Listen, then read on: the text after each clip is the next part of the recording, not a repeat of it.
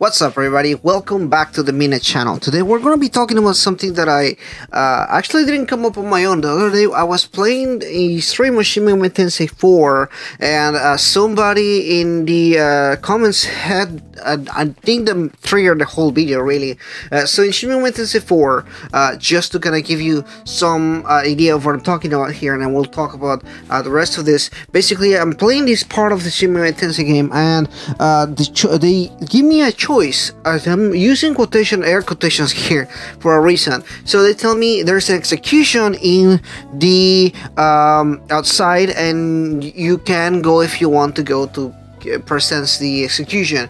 Now, personally, myself, I thought that was a pretty specific point in the game, but I assume it was kind of like a choice, because the game is giving you a choice, and when you go, you can say whether you want to go to the event or not. You can decline to go to the event, and it takes you back to the previous screen. And I was like, I did it a few times, and I'm like, well, what the hell am I supposed to do? So the game automatically wants you to go to the execution. There's no other way or anything like that. So today we're going to talk about the illusion of choice. Now, this isn't the only game that does it. A lot of Shin Megami Tensei games have this particular lane of thinking, and Persona as well. This is actually not a Shin Megami Tensei only thing. Persona does this all the time. In fact, this is one of the biggest criticisms about the game in people that don't usually play Persona games. People like play the games like Life is Strange, or a lot of the point-and-click adventures kind of games, even other kind of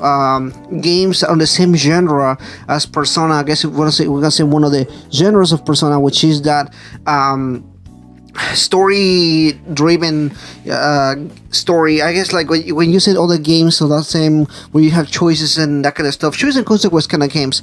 What happens is typically the game will give you some choices, and you expect these choices to impact the game in some kind of way. The reality of that is actually very little of that actually goes into any kind of way. For example, a lot of the choices when you're playing Persona 5, whether it's dialogue choices or that kind of stuff, it doesn't really impact other than the way that they reply to you. For example, I am tired, and they're gonna say something like, okay, well, the options are, we'll drink some coffee or whatever you want to say, and then because the communication just goes back and forth, but there's no really actual consequence or any impact into the actual either story or the way that the game gets presented, or a lot of the different aspects, including the way that the conversation progresses. A lot of the times when you reply with something, it doesn't really matter what you reply with. The game will automatically reply with something else that is already written down as the dialogue choice. There is no actual choice in the matter. You could reply whatever you want to reply. The game is continually going to reply to you regardless of what your actual choice it is. Now, this is in and of itself not really a problem, right? A lot of games do it, like I said before, and it isn't a major thing. I don't think it's a bigger complaint. I don't think it's, in the grand scheme of things, it doesn't really matter too much. Why am I doing this video then? Well, the big thing is the illusion of choice, or the illusion of the feeling of that you are actually playing or role playing in a game. That's kind of my biggest point here is a lot of the times when people play role playing games, they expect to have a unique experience with this kind of game, because the game truly allows you to do a lot of choices or a lot of things you want to do at your own pace and convenience. In fact, the game Persona 5 particularly, for example, gives you a lot of choice whenever you want to do specific things, whether it's going to the palace at specific times.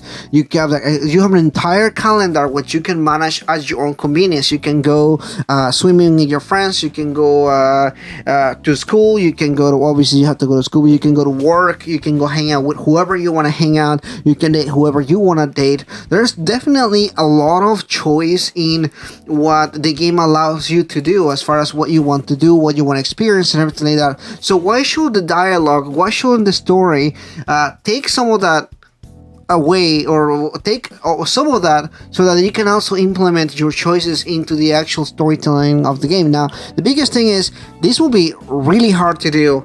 In paper, that sounds amazing, right? It sounds like the easiest, the coolest thing ever. Why don't we have a more dynamic path when it comes to the choices and consequences and stuff like that? I particularly would like that a lot because it will allow to more endings. It will allow to more storytelling, more or the role playing aspect. I particularly feel, and I keep bringing that up because I feel like this is the biggest thing for me. I want a game that really kind of takes what you are saying and with your choices into the story, into what you want to do. Of course, that really changes a lot of what you're expecting for the story. Really, it may or may not impact much.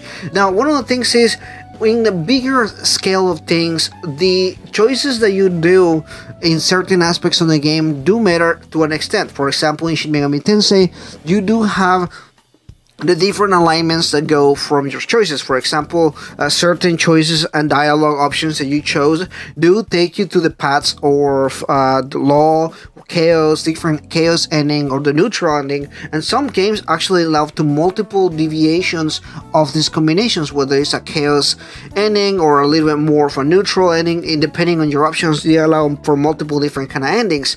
The best example that I can think of that really gets close to what I'm looking for is Catherine Full Body, or the original Catherine. In fact, I believe a Catherine Full Body really worked magic there, because there's if I remember correctly, it's like 18 different endings, and a lot of them are really different apart from each other. Some of them are really silly, and some of them are really the same, with a couple different variations. But some of them are extremely different. You can go for a really crazy endings if you desire to do so as you are progressing the story. I feel like the way that Catherine did it is almost to the level of what I want in the Persona game or the Shin Megami Tensei game, because it really allows for a lot of freedom. There's a lot of a choice of what you want to do.